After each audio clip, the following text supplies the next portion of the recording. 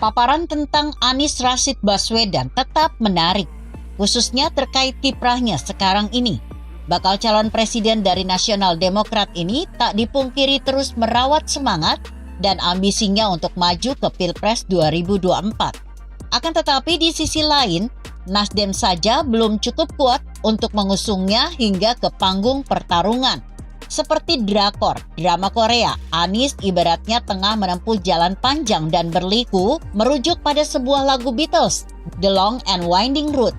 Anies dan Nasdem terus berupaya mengetuk pintu kebijakan dari PKS dan Demokrat, dua partai lain yang sejak pertengahan tahun silam mewacanakan koalisi perubahan. Walau demikian, di tengah sengkarut pembentukan koalisi perubahan, Anies tetap bergerilya menjalankan tugas yang diberikan Nasdem kepadanya, mencari calon pendampingnya dan rutin menggelar sosialisasi atau pengenalan diri meskipun kerap mendapat sentilan dari Badan Pengawas Pemilu. Pembentukan koalisi perubahan masih tidak menentu, masih terganjal sejumlah faktor, di samping pengusungnya membuat Nasdem agak terkoyak karena dukungan yang tidak solid. Ketua Umum Nasdem Surya Paloh tidak bisa menjamin Anies bisa maju sebagai capres. Nasdem secara umum masih gamang. Pengusungan Anies menimbulkan ketidakharmonisan hubungan mereka dengan Presiden Joko Widodo. Itu terlihat dari gestur Jokowi yang tidak membalas pelukan Surya Paloh pada HUT Partai Golkar medio Oktober lampau, serta pernyataannya yang meminta partai tidak sembrono mencalonkan capres. Ketidakhadiran Presiden di HUT ke-11 Nasdem 10 November silam sudah lebih dari cukup untuk membuktikan jika Nasdem tengah menjadi pesakitan dari kondisi pasca pencapresan Anies. Jangankan datang, Jokowi sama sekali tidak memberi ucapan selamat, bahkan lewat video sekalipun. Sebagian elit Nasdem tampaknya menginginkan agar partai tetap dalam jajaran koalisi pemerintah, sehingga menempatkan tokoh-tokoh terbaiknya dalam pemerintahan. Kondisi itu juga berlaku untuk pemerintahan mendatang pasca Pilpres 2024.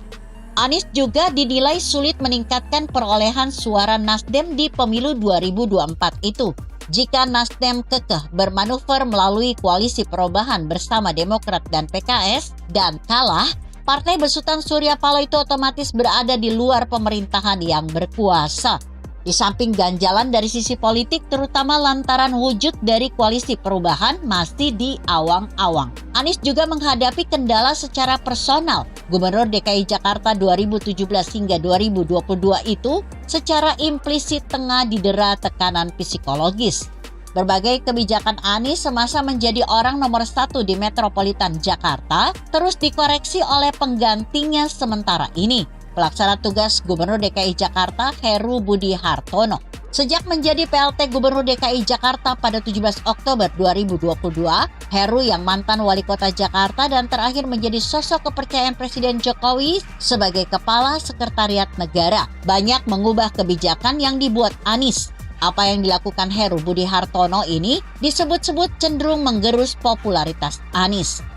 Tekanan psikologis yang lebih berat adalah semakin membesarnya isu akan segera disandangnya status tersangka dari kasus korupsi penyelenggaraan balap mobil listrik Formula E edisi Juni tahun silam.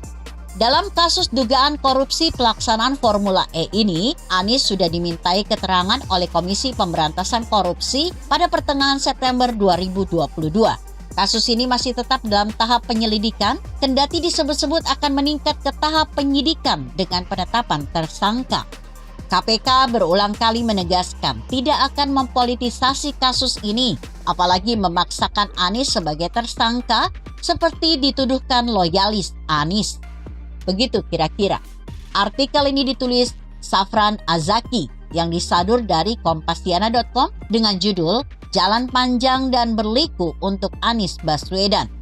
Bagaimana menurut Anda? Jika Anda berpendapat lain, tuliskan komentar Anda di bawah ini. Saya Emma, Karisma 90.